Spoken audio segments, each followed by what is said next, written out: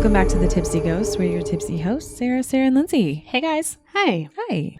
So there has been big news in the true crime world today. I know that this is coming out a little bit later, but today is the day that Natalee Holloway's murder was finally solved. Finally. Thank goodness. I couldn't handle a mystery anymore. Seriously. A man who was already in jail for the murder of another woman finally confessed to killing her and essentially throwing her body in the ocean. Mm-hmm. So her family has closure, which is a good thing. They'll never find her body, which is kind of a sad thing. Yeah. But little fun fact, I won't say fun, a little fact. Since he's in prison. Oh, no, not this again. We've gone through this before. It is a fact. Interesting fact, little tidbit. Fact.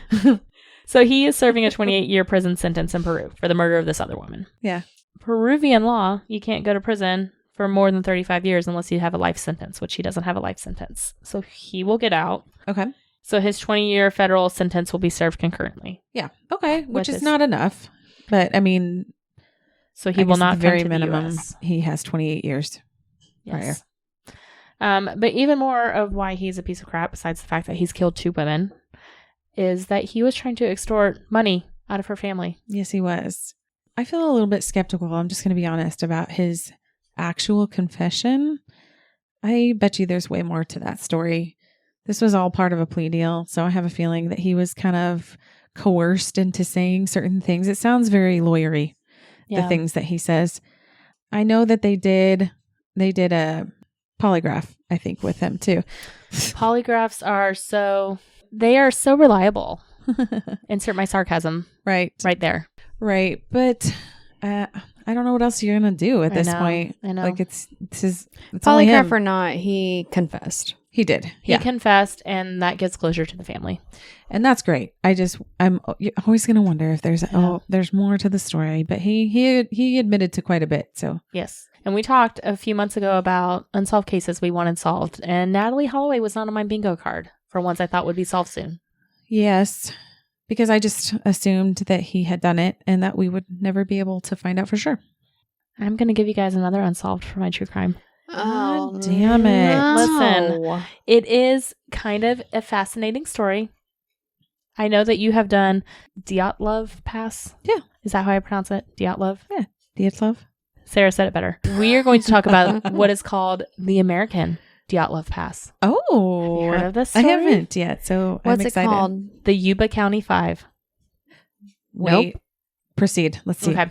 So the Yuba County 5, it refers to a group of men from Yuba City, California, who disappeared on February 24th, 1978, after they attended a college basketball game at California State University in Chico. The men are Bill Sterling, age 29, Jack Hewitt, age 24, Ted Weher, age 32, Jack Madruga, age 30, and Gary Mathias, aged 25. So these 5 friends, they all have various intellectual delays or psychiatric issues. We'll talk a little bit about some of them. Gary Mathias, we're going to focus on a little bit. He was in the U.S. Army in the early 1970s and was stationed in Germany. He developed substance abuse issues while over there and was eventually diagnosed with schizophrenia, so he got a psychiatric discharge from the Army. He returned to Yuba City where his parents lived and was in treatment for his mental health. And while he was on medications, his psychiatrist said he was very high functioning, was able to hold down a job, was doing great. He formed friendships with these other 4 men. So basically they were part of this local program in the city called the Gateway. It was like a gateway kind of program for people with mental deficits is how they called it. So he was part of this. This is where he met the 4 men. They all started becoming friends. They played basketball together called the Gateway Gators. Adorable. I love alliteration. It's my favorite thing to do. Sterling and Hewitt, they had a slight intellectual disability, and Weher and Madruga were called, quote, slow learners. It's nothing they weren't mentally retarded or anything like that, but they had some learning disabilities. They had some cognitive delays. That's all I'm getting at. Okay. They all lived with their parents. Most of them were able to hold down a job, though, and they were affectionately called the boys by their parents. Madruga as well had been in the Army and had served time in Vietnam and was discharged and was able to drive, had a car, had a job, all these kinds of things. So all of them were pretty high functioning. So like I said, they love sports. They frequently hung out to watch a game or play games. They played basketball together. And on February 25th, they had a tournament. It was a week-long tournament near in Chico. And it was sponsored by the Special Olympics. So they decided to drive up the night before on the 24th, go to this college basketball game, and then in the morning they were going to go to the tournament. They'd been talking about it for weeks. They were all very excited. So Madruga and Matthias, they're the only ones who have a driver's license. And Madruga was very, very proud of his car. He had a 1969 Mercury Montego, and it was turquoise and white, and he loved it. And his parents said it was his pride and joy. He never let anybody else drive it. He took very good care of it. So he drove all of them to Chico, which is 50 miles away. So they go to the game. They're seen at the game. They get back into the car after the game, and they go to a market in downtown Chico where they bought snacks, sodas, and milk. This is all corroborated by the people who worked there. They remembered it was right before 10 because the store closed at 10, and they were annoyed that a big group of people walked in right at closing time. And that was the last time they were seen alive. So the parents waited up all night to make sure that they got home. Nobody came home, so in the morning, that's when they called police. So like I said, it's 50 miles away. So police are basically going up and down that highway looking for anything suspicious. They find no signs of them. And then a few days later, in Plumas National Forest, a ranger calls investigators and says that he remembered seeing that Montego car parked along a road in the forest on February 25th. It's turquoise. She stands out. She does. She does stand out. And so February 25th is the day after the disappearance. So he's like, hey, I remember seeing a car that matched that description parked along one of these like roads in our national forest. He didn't report it at the time because many people, if you've ever been to a national forest, people park all along the roads there and then they go hiking for days and days and they leave their cars there. Okay. So he didn't think anything of it, but he saw the missing persons bulletin and the car was described, and that's when he called police. But this was on February 28th, so 4 days after they were missing. Okay. So police get to the national forest. They get to the car. They find evidence that the men had been inside it after they left the market. Like there was empty wrappers, empty cans of soda. So they had ate and drank. And then there was also programs from the basketball game and a road map of California. So here's where things get weird. So the car was found 70 miles away from Chico, in the opposite direction of where they lived. It was far off from any route back home to Yuba City. So the first question that police were asking is, why did they take a detour an hour away late at night in February into a national forest? National forests are never good news. Right. To see the sights. Well, and the road that the car was on was a winding dirt road. Like it was not we missed our turn off the highway. Like it was up in the mountains. Uh-oh. Bears. Matcha. Lion's mane mane mushrooms. Maybe they were looking for Magic Mind. Speaking of, what is your favorite part about Magic Mind? Well, in order to make the most of my day, I need to be awake and focused. But all these energy drinks do is make me more jittery. Same. Coffee just really hasn't been cutting it for me anymore, so I like to add a little shot of Magic Mind into my daily routine. I love that it contains all natural ingredients like ashwagandha, which has been around forever. We've all heard of it. It's been shown to help reduce stress and anxiety, but our favorite ingredient is lion's mane mushrooms. Fun fact, lion's mane mushrooms are the fluffiest mushrooms out there, and we recently found out that they look like little tiny ghosts. They really do. They're adorable. So if you're interested in checking out Magic Mind, go to the website at magicmind.com/ghost20 and get up to 56% off your first subscription or 20% off your first purchase. There's a 100% money-back guarantee, no questions asked. So again, it's magicmind.com/ghost20 and use the code ghost20. The car was in a high elevation part of the forest. It's winter. The men didn't pack any extra clothes. They were not planning on staying more than just that night. Madruga's parents, who he was the driver, said he didn't like cold weather. He had never been to the mountains, and why would he even go there? So police were like, okay, so why would they abandon the car? Like I said, it was high up in elevation. It was 4,400 feet above sea level. So they were up there. Okay. And they stopped just short of where the road was closed for the winter due to snow. So the car was stuck in some snowdrift, and there was evidence that the men had tried to push the car to get the wheels going and get it out. But they were like, the snow is not so deep that 5 young men in healthy condition would not have been able to get this car out. It should have been pretty easy. And the keys to the car are missing. So they're like, okay, maybe the car died and they had to go walk for help. Nope. Police hotwired it and it started immediately right away and still had a quarter tank of gas left in it. Okay. Suspicious. So the police towed the car back to their station to investigate it further. And they noticed that the undercarriage is completely fine. And this is a pretty low to the ground kind of car. There's no dents. There's no scrapes. There's not even any mud scrapes, despite being driven on a mountain gravel road.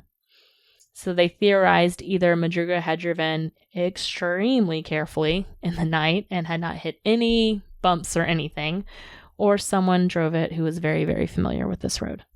So the car was also unlocked with the window down, and Madruga's family was like, first off, he would never let anybody drive his car, and secondly, he would have never left his car in that condition. Like, this was his pride and joy. But like I said, at this point, it's been 4 days since they were last seen by the time they find the car. And at that point, a severe snowstorm hits. They tried to keep searching, but it got to the point where police were like endangering their own lives. They had searchers who almost died in snowdrifts. So they were like, we got to call this off. So they stopped all the search and rescue due to the immense amount of snowfall. And things kind of halt at that point. So the police did receive reports of the men being sighted over the next few months. Because this was widely covered in the media. Most were dismissed, but there are 2 that stand out that I'm going to talk about. First one is Joseph Scones of Sacramento. So he was supposed to go on a skiing trip with his family the next weekend. So he decided to drive up to the cabin on the night of February 24th to see how the snow was and check things out at the cabin. At about 5:30, he was driving and his car got stuck in the snow. He tried to get it out, but it was just him. He couldn't get the car to move, and he started to have chest pain so bad that he went back in his car, turned on the engine to keep it running for heat, and basically laid in his car all night. And when he was eventually found, he did have a mild heart attack. So he's laying in his car. He's having all this chest pain, and about 6 hours pass by, and he sees headlights coming up behind him on this abandoned road. Not abandoned, but in this dark, windy road in the middle of the night. And he sees a car parked behind him with their headlights on, and he can tell there's several people in the car. At one point, they get out of the car, and one of the people was a woman holding a baby. So, of course, he calls out for help. He's like, help me, help me. And as soon as he said he called out for help, they turned off their headlights and they stopped talking. Ew. Like, you can't see us. We're not here. Creepy. So he was like, okay, I don't know what's happening. Maybe they drove off or something. So then he sees, again, flashlights that are like right outside his window, and he can hear them talking and can hear the baby. So again, he starts calling out for help, like, help me, I'm having a medical emergency. And they turn the flashlights off and are quiet again. That's not right. Something's wrong there. His car eventually runs out of gas in the early morning hours. And the pain had gotten it okay enough that he could walk, but he had to walk 8 miles. It's a long walk for down the road. 8 miles. Okay. Well, so he was going up, right? So he walked back down the road because he passed the lodge on the way on that turnoff. So he walks 8 miles down to the lodge. I hope he doesn't lose himself. Where he goes to the hospital and they're like, yes, in the moment, you had a heart attack. Congratulations, you survived. You own it. I'm ignoring your Eminem references. Let it go. Oh. You only get one shot. Do not miss the chance to blow. Blow? This opportunity comes once in a... Yeah. That makes lifetime. You better. Go. There you go. All right. So the manager drives him back. Thank you. On their way to the hospital, and they pass the abandoned car. And he said it was near where he had remembered hearing the voices and seeing the lights from. And fun fact, his car was 150 feet away from that car.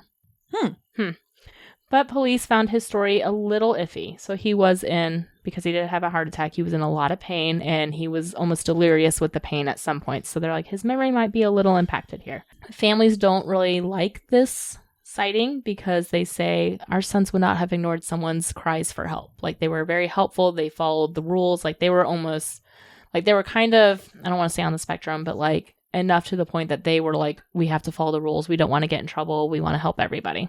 Okay. So they're like, they wouldn't have just ignored him.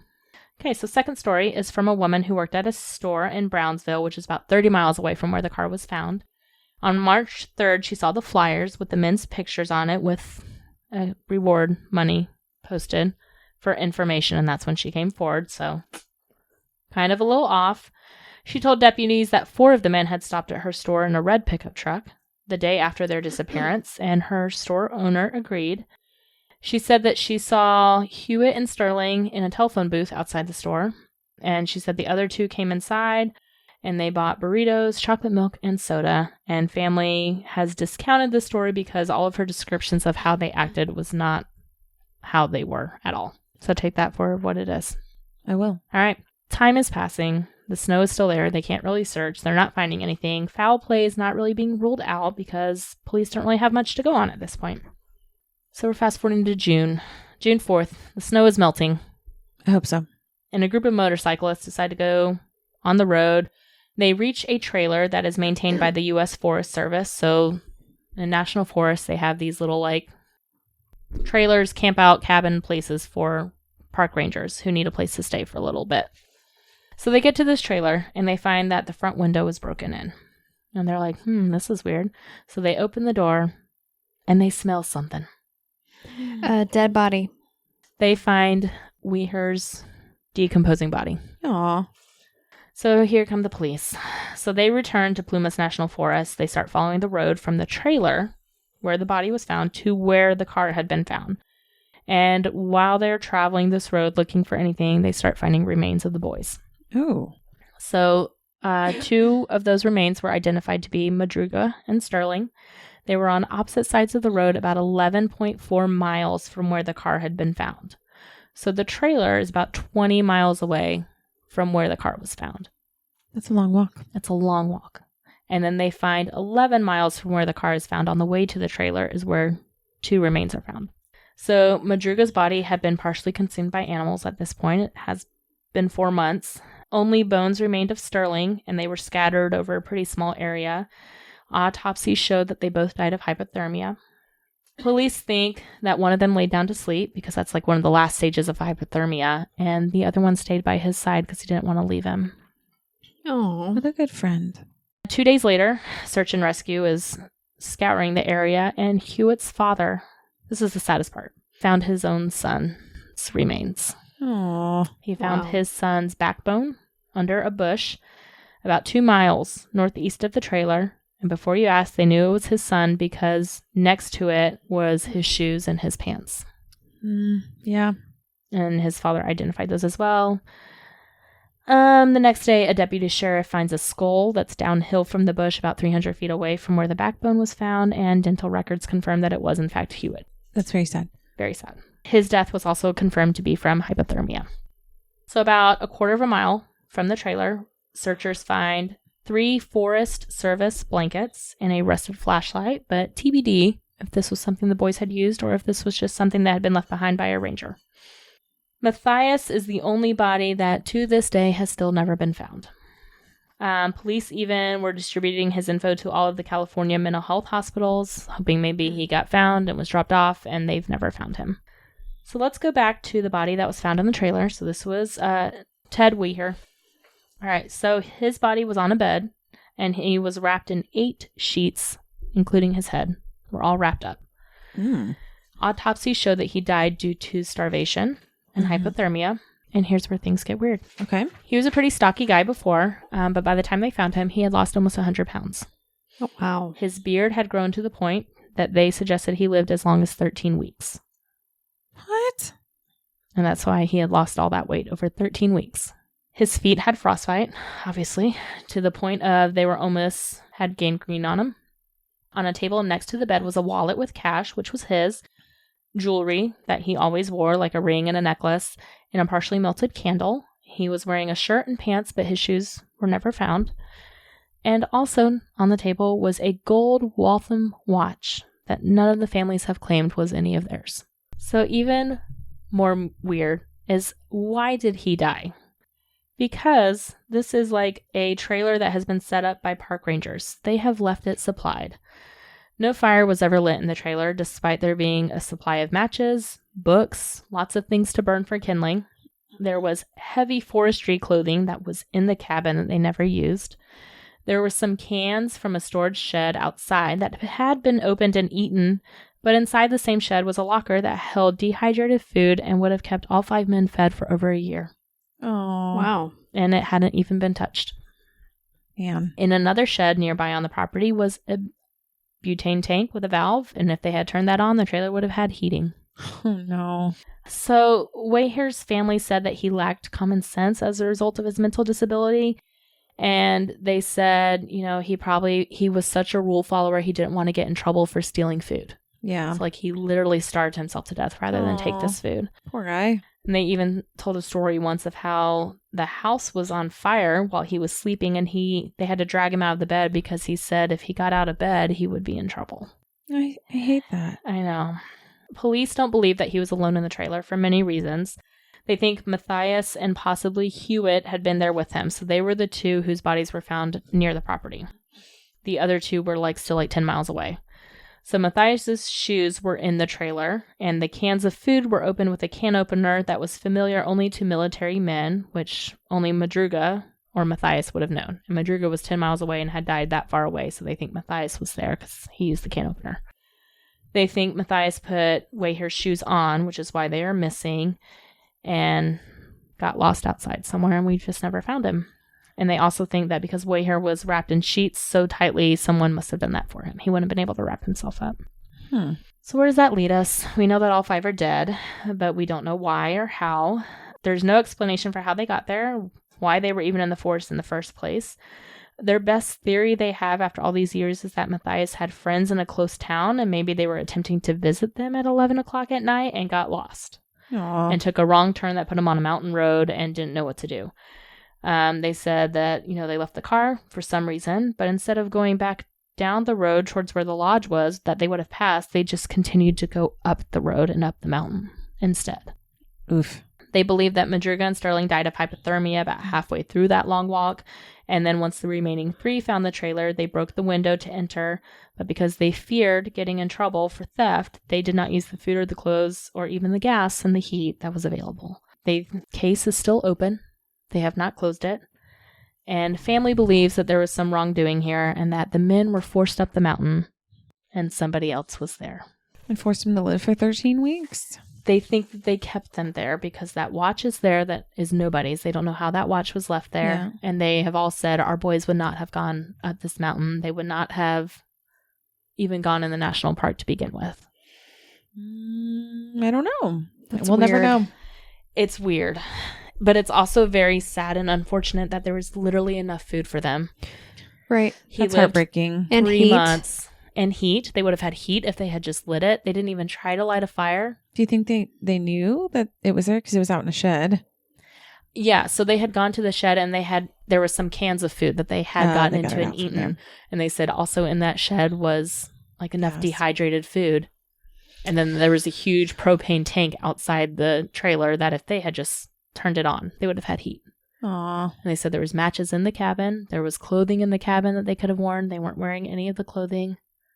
That's heartbreaking. It's sad. I can see how it's similar Mm-hmm. to the other story.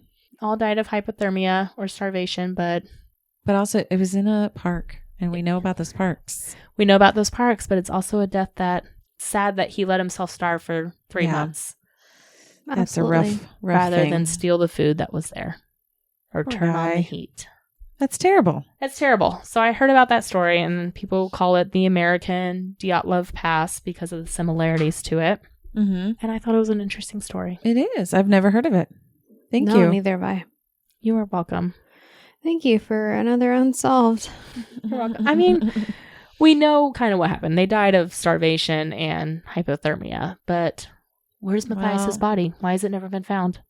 You know the reason that they died, but you don't know why they were there, which is a big part of why they I died. don't know why they were there. Aliens. And Aliens. I was waiting. It has to be aliens. did that guy who had the heart attack. He said that he heard men's voices, but also saw a woman with a baby. And his car was 150 feet away. He would have been able to see the headlights. It was an alien baby Mm-hmm. named Alan. Sasquatch? And he had a heart attack and was able to walk the 8 miles back to the lodge after Because having he a heart was attack. shocked from seeing aliens. Oh my God. I don't know what it was. It was an Mhm. alien. Mm-hmm. Who knows?